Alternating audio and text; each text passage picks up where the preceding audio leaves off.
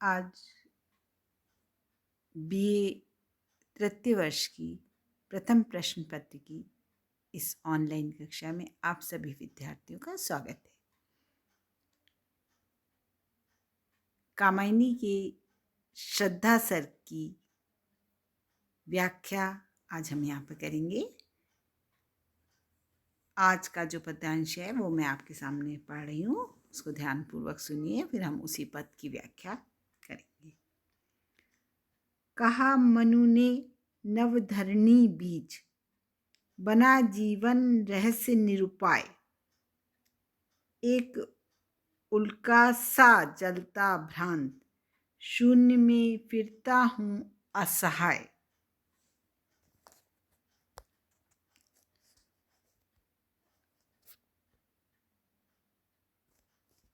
इसके आगे देखो। शैल निर्झर न बना हतभाग्य, गल नहीं सका जो कि हिमखंड। दौड़ कर मिला न जल निधि अंक, आहा वैसा ही हूँ पाखंड। देखिए, यह अवतरण आपने इस सर्ग में पढ़ा था कि किस प्रकार से मनु का सर्वप्रथम श्रद्धा से जब सामना होता है, श्रद्धा को वो देखते हैं तो श्रद्धा उनसे पूछती है कि भाई तुम कौन हो, और वह श्रद्धा के रूप को देखकर मोहित हो जाते हैं। जयशंकर प्रसाद जी ने इसमें श्रद्धा के रूप का बहुत सुंदर वर्णन किया है। इससे पूर्व पढ़ा था आपने, कुसुम कानन अंचल में मंद पवन प्रेरित सौरभ साकार, रचित परमाणु पराग शरीर खड़ा हो ले मधु का आकार। उस सुंदरी के रूप का वर्णन करा था। तो यहाँ पर इस पद में श्रद्धा जल प्रलय के बाद जब मनु के पास आती हैं, तब उनसे मनु का परिचय वे जानने का प्रयास करती हैं, पूछती हैं कि कौन हो। तब मनु यहाँ पर अपना परिचय देते हुए जो कुछ कहा है, उसी प्रसंग का यहाँ पर वर्णन है। श्रद्धा की बातें सुनकर मनु उनसे कहते हैं कि नवधरणी बीज,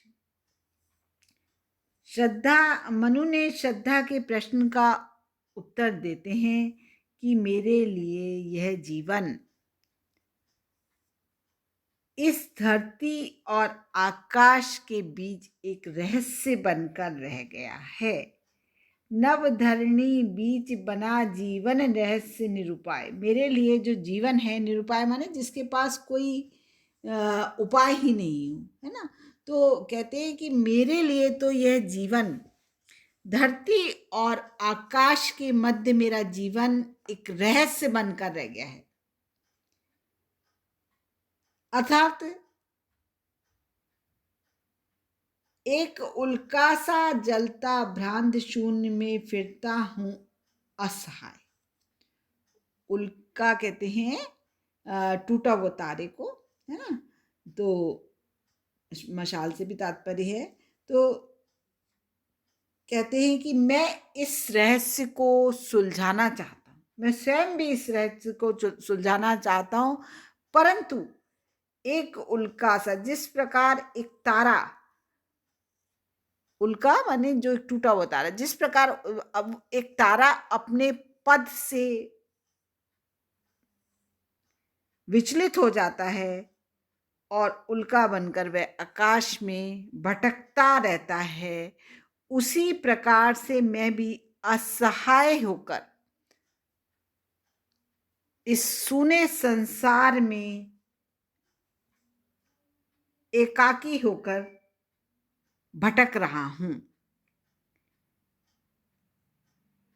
जिस प्रकार उल्का माने टूटा हुआ तारा बताया था ना, जिस प्रकार से कि अंतरिक्ष से टूटा हुआ तारा शून्य में असहाय होकर इधर उधर भटकता रहता है, उसी प्रकार उन्हें भी जब अपनी व्यथा रूपी जलन को लेकर इस निर्जन प्रदेश में बिना किसी सहारे के इधर उधर भटकना पड़ रहा है।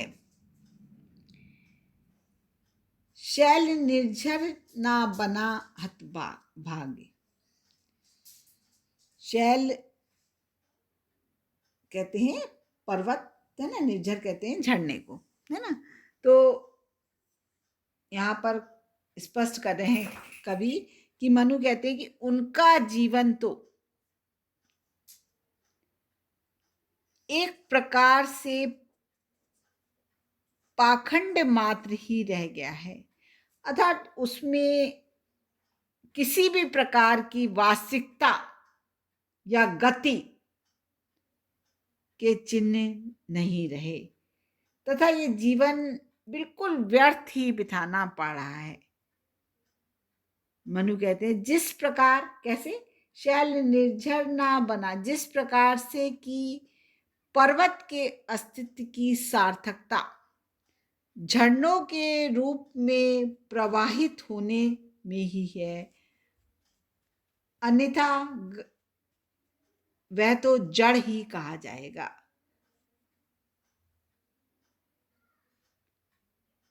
मैं बर्फ के उस अभागे टुकड़े की तरह हूं जो पिघलकर पर्वतीय झरने का रूप नहीं लेता और सागर में जाकर मिल जाता है। मनु के कहने का आशय यहाँ पर बच्चों ये है कि बर्फ का टुकड़ा गलकर सागर में नहीं मिले तो उसका जीवन असफल माना जाता है, क्योंकि तब उसके निर्माण का लक्ष्य पूरा नहीं होता है। उसी प्रकार से दौड़कर मिला न जलधि अंग, है ना, जलनिधि अंग, उसी प्रकार से मेरा भी पता नहीं है कि मुझे कहाँ जाना है, क्या मेरे जीवन का लक्ष्य है। इसलिए दुख प्रकट करते हुए मनु अपने जीवन को पाखंड मान रहे हैं, दुख प्रकट कर रहे हैं कि मेरा जीवन भी पर्वत खंड के समान ही है। कारण यह है कि उसमें अभी तक किसी भी प्रकार का स्रोत निर्धारित नहीं हो सका है। मनु अपने को उस हिमखंड जैसा मानते हैं जो कि सरिता बनकर सागर में नहीं मिल सका। तो यहाँ पर एकाकी जीवन में किसी भी प्रकार की सार्थकता नहीं रहती है। ये मनु का मानना है कि मानव जीवन की पूर्णता सहृदय होने तथा प्रेम पात्र प्राप्त करने में ही है। अतः मनु अपने इस अभावग्रस्त जीवन को स्वाभाविक ही निरर्थक मानते हैं। इन पंक्तियों में देखिए उपमा अलंकार के सुंदर प्रयोग किया गया है। आगे की पंक्तियां देखिए, पहेली सा जीवन है व्यस्त, उसे सुलझाने का अभिमान, बताता है विस्मृति का मार्ग, चल रहा है बनकर अनजान। इसमें भी मनु ने, श्रद्धा मनु का परिचय पूछती हैं, तब अपने एकाकी जीवन एवं अपने जीवन से निराश मनु अपना परिचय इस प्रकार से देते हुए कहते हैं कि मेरा जीवन तो पहेली सा, उपमा अलंकार आ गया देखिए, पहेली के समान उलझा हुआ है। जिस प्रकार से एक पहेली होती है उसको सुलझाना पड़ता है तब उसका अर्थ निकल कर आता है, उसी प्रकार से मेरा जीवन तो मानो एक पहेली के समान उलझा हुआ है, उसे सुलझाने का अभिमान, अभिमान माने अहंकार या झूठा घमंड, है ना। तो मनु कह रहे हैं कि जीवन पहेली के समान उलझा हुआ है और मैं उसे भरसक प्रयत्न करके भी नहीं सुलझा पा रहा हूं, और यह भी समझ में नहीं आता कि आखिर उसका कारण क्या है। बताता है विस्मृति का मार्ग, इस प्रकार से चल रहा हूं बनकर अनजान। अब मैं अपने उलझे हुए जीवन को सुलझाने का प्रयास करता हूं तो भी मैं घनी निराशा से ही घिर जाता हूं, क्योंकि मैं समझ ही नहीं पा रहा हूं कि मेरे जीवन का लक्ष्य क्या है, मुझे क्या प्राप्त करना है। इसलिए मैं विस्मृत सा, भूला हुआ सा, अनजान की तरह जीवन मार्ग पर चलता जा रहा हूं।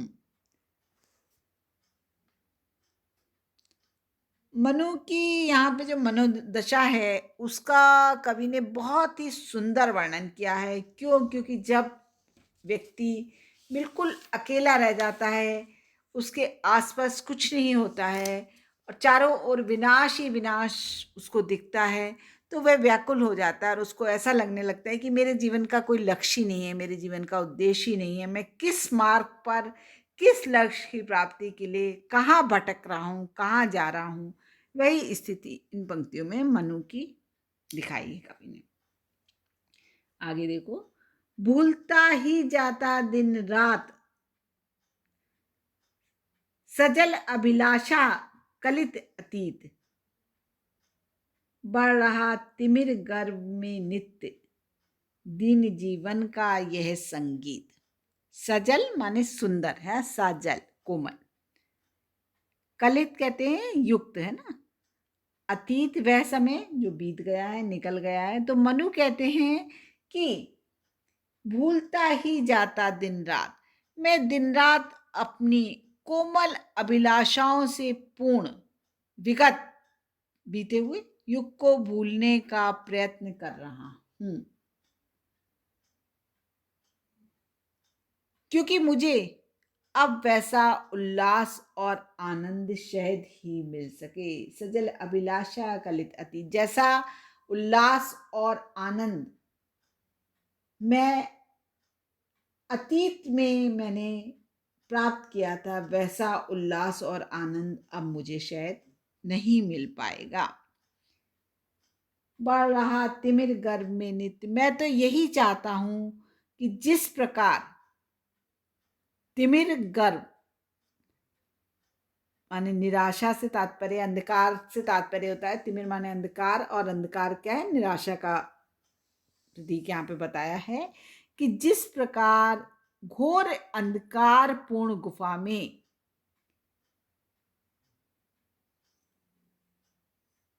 संगीत की मधुर सर लहरी दूर तक गूंजकर वहीं रह जाती है, उसी प्रकार से अब अपने उनके व्यथापूर्ण जीवन की सभी सुखद कल्पनाएं धीरे धीरे निराशा रूपी अंधकार में मिटती जा रही हैं। अर्थात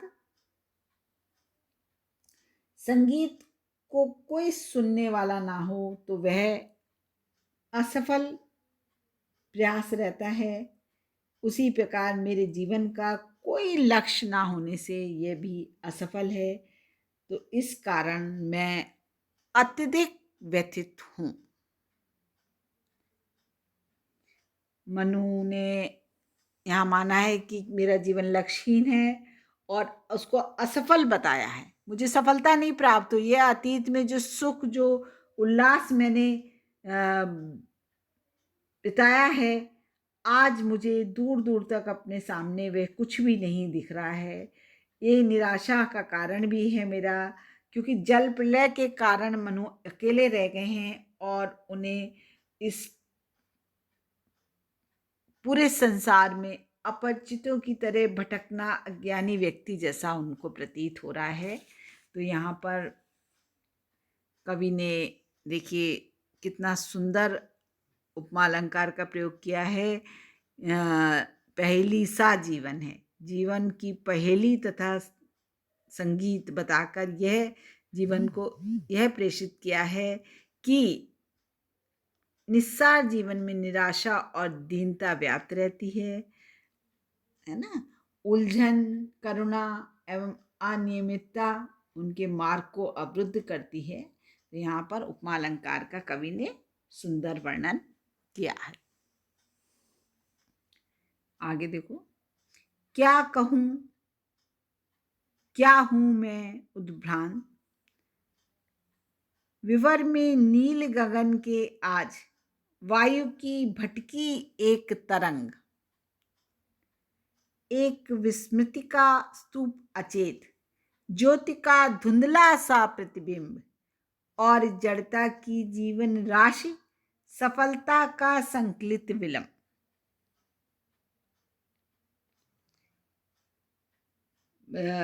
मनु निराशा में डूबे हुए हैं, मन की निराशा को व्यक्त कर रहे हैं और अपने जीवन की असफलता को व्यक्त कर रहे हैं।